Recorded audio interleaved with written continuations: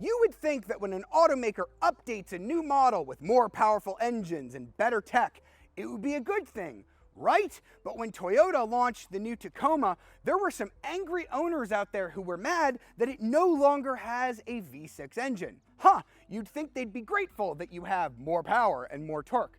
Well, that's the subject of today's video. Are big updates to popular models always a good thing? And to talk about that subject, we've got this car, the 2026 Mazda CX-5, a car that just underwent a really big update for the third generation. Now, the biggest change comes on the inside, where Mazda radically updated the interior with a giant Tesla-style touchscreen. And to find out whether or not big change is always a good thing, we're going to take a deep dive of the new CX-5 and compare it to another crossover that they currently have in their lineup, the CX-50.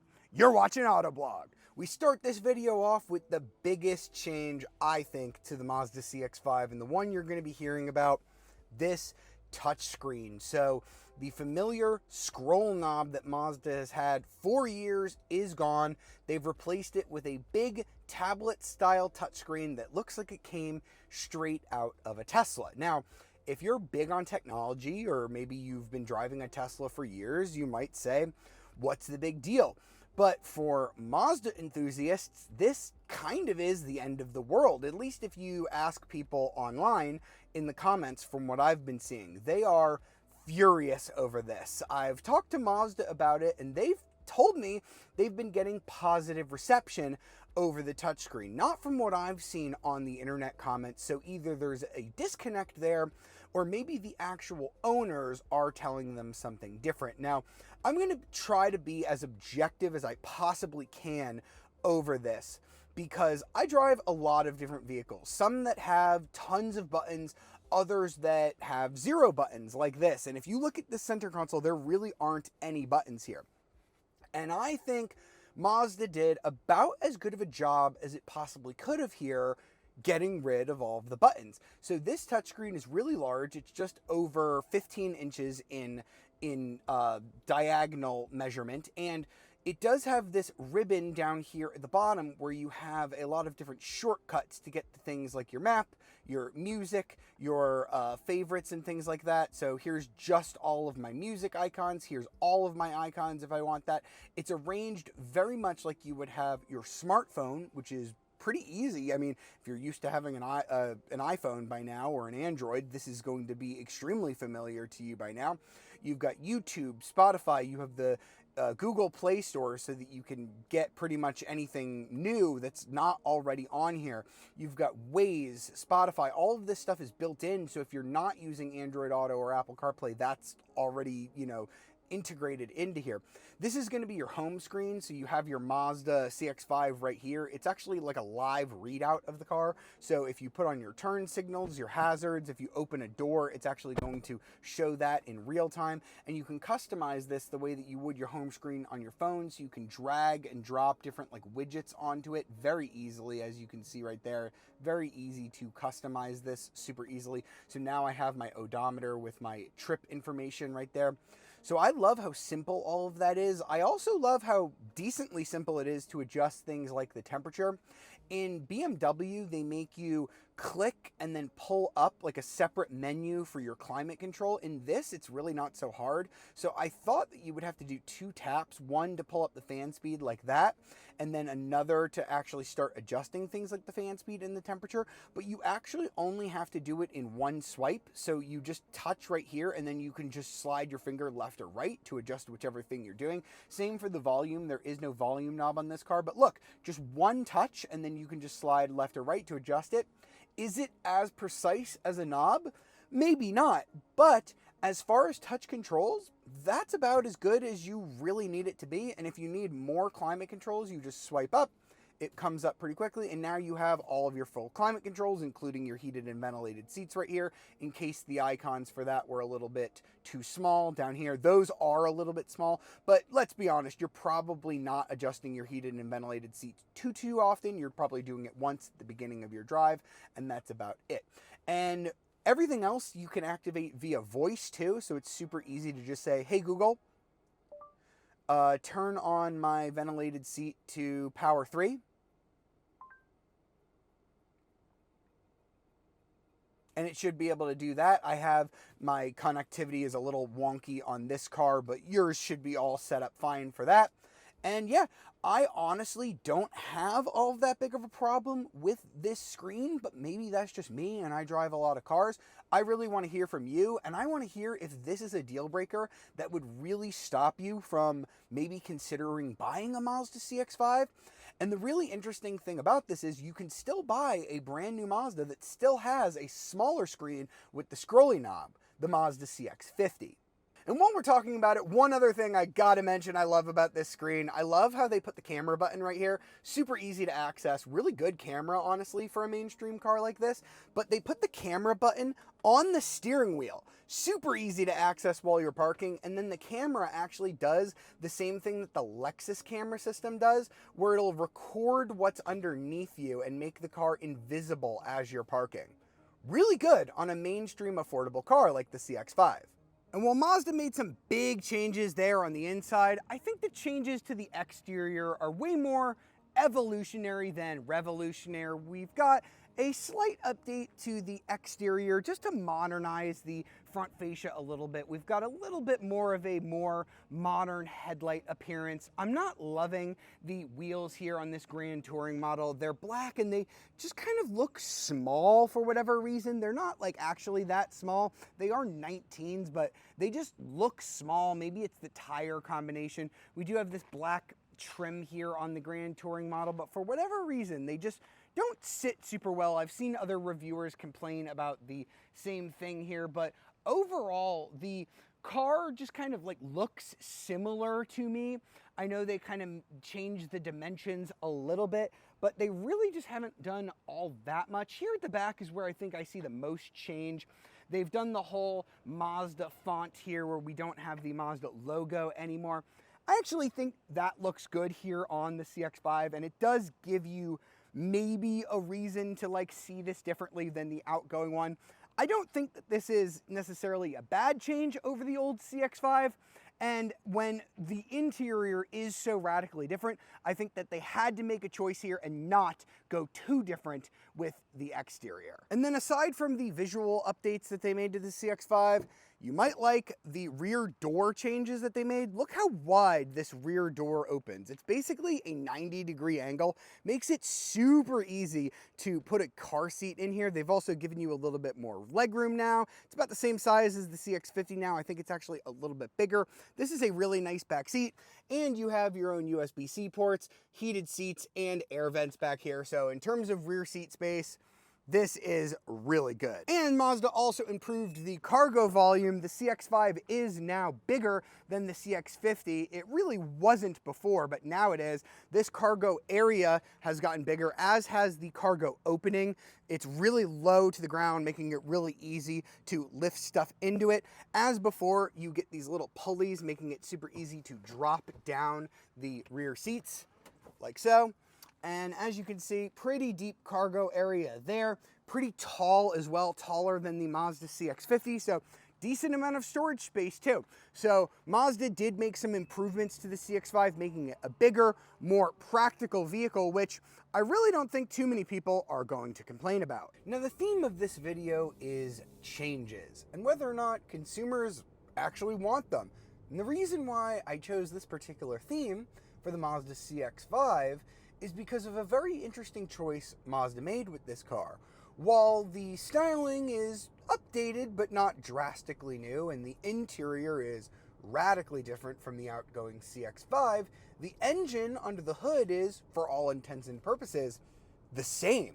The Skyactiv 4-cylinder engine that you got in the previous CX-5, it's basically unchanged. 187 horsepower, 185 pound-feet of torque. You even get the same 6-speed automatic that you got in the previous generation car. Mazda really didn't do a whole lot with it. Is that a particularly bad thing? I'm not really sure. I think consumers these days really like familiar engines, and this is a pretty decent 4-cylinder. It actually sounds pretty good. Makes a pretty good noise for a four-cylinder, and honestly, as much as we can make fun of Mazda for only having 6 gears, when I drive cars that have more and you need to get out from under 8 gears when you're on the highway, having only 6 is actually pretty nice. The fuel economy it returns is not too terrible either. You'll get 24 mpg in the city, 30 on the highway, 26 mpg combined. That's not terrible either. So even though this four-cylinder engine isn't radically updated, I would have liked to have seen them do something interesting with it. It's fine. Now, there is one interesting change underneath the hood of the CX-5, and it's less of a change and more of a deletion. The turbocharged engine that you used to be able to get in this car, that's gone. You can no longer get a turbo in the Mazda CX-5. Now, that engine made 256 horsepower and 320 pound-feet of torque. It kind of made the CX-5 one of the coolest and sportiest options in its class. And now that that's gone, I wonder if the CX-5 is kind of lacking in identity. Because Mazda always positioned this in two ways, at least in my mind. It was kind of the premium option. It had a really nice interior and really nice exterior as well. And it was kind of the sporty option. It drove really well. And with that turbocharged engine with over 250 horsepower and over 300 pound-feet of torque, it felt fast as well. But now that that turbo engine is gone, I just don't think that this is the sportiest option in its class. It still drives okay. It has really nice steering and pretty decent suspension. I'm tossing it around on a back road, and it's definitely not a bad experience. But with just this regular four-cylinder, I'm not exactly, singing this car's praises and saying that it is the ultimate driver's car of consumer crossovers. Now, Mazda will make a hybrid version of the CX-5, but we really don't know much about it. It's going to have a Mazda hybrid system, but that's pretty much all the detail we know. It's coming later. I'm really disappointed that they weren't able to launch it with the CX-5, like when this car actually made its debut. It's coming a little bit later. Should get a lot better fuel economy than the gas-only version. I'm assuming it's going to make more power than the standard car as well. And that should be a really great option. It needs a hybrid if it really wants to compete with cars like the Honda CR-V and the Toyota RAV4, but right now it just doesn't have that alternative powertrain option that's going to really help it compete in that market. And I really do know for a fact that a hybrid will help Mazda sell more CX-5s, because I actually spoke to Mazda about this, and the CX-50, which is a similar size and a similar price as the CX-5, has been selling really well. In fact, about a third of CX-50 sales are coming from the hybrid. It's a different hybrid system than what's in the CX-5. It actually uses a Toyota hybrid system, not a Mazda developed system, but it gets really good fuel economy. You get like 39 mpg in the city, about 37 on the highway, 38 combined. So really good. I'm really curious to see if Mazda's system either produces more power than that. The Mazda system only produces 219 horsepower, or it makes better fuel economy, or else why was it worth the wait? Why not just do another Toyota co-developed system like they did on the CX-5? We'll have to see whether or not holding off on releasing the CX-5 hybrid was really worth it. And I'm also really curious to see what they do when they update the CX-50, because now these two cars are still broadly similar, but now they're more different than ever. The CX-50 has the hybrid, has the turbocharged engine for now. Fewer sales than ever are coming from the turbocharged engine, only about 10%, but it still has the older infotainment setup with the scrolling knob. It still has that rugged look, so that's a differentiating factor. If you want a vehicle that looks like it's built to do off-roading a little bit more, the CX-5 is more of the luxury, kind of mainstream consumer focused vehicle. Mazda tells me that the people who look for a CX-50 are actually cross-shopping it with things like Subaru Outback and maybe even Toyota 4Runner, whereas somebody who looks at Mazda CX-5 is really looking at Honda CR-V or RAV4. So different customers. But after driving the CX-5, I wonder, did they keep it familiar enough, at least in terms of how it drives, to keep their customers interested? And it definitely looks similar enough, and I wonder, is the tech new enough and cool enough that they'll want to buy it? Or are the comments that I'm seeing on the internet true, and nobody's going to be interested in it, because they got rid of the scrolling knob? I'm just really interested to find out. All right, so that was our look at the 2026 Mazda CX-5. I think they did a good enough job with the styling, minus the wheels. I'm not too big of a fan of those. I really am holding out judgment on the entire powertrain until I see what that Mazda hybrid system looks like. As far as the interior, I do think that that is getting really overblown. I think that the touchscreen is pretty good. I wasn't as big of a fan of the scrolling knob as some other people, so maybe I'm not the right person to ask, but I definitely think that the internet outrage is a little bit too much as far as that goes. But I do miss the turbocharged engine. I think that that gave the CX-5 a lot of character. And I do think it is a really good reason why you might still want to buy the CX-50. I think that is a really strong model despite it having not been updated in quite a while. I like the way that model looks. I still think it has a really nice interior.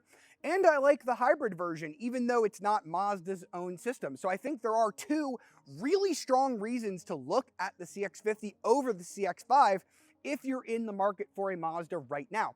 If you're buying the base engine and you want the best tech, get the CX-5. But if you want more power or you want better fuel economy, the CX-50 is honestly a great option, at least right now, until we see what that CX-5 hybrid can do, at least. But let me know in the comments, did Mazda mess up with the new CX-5? Do you think they maybe should have changed it less? Do you think they maybe should have changed it more by doing something different under the hood? I want to hear from you in the comments, and if you enjoyed this video, be sure to like, subscribe, and ring the notification bell to be alerted of all of our latest videos. And if you enjoyed watching what we do over here at Autoblog, you'll probably enjoy reading articles from us over at autoblog.com. I'll see you next time.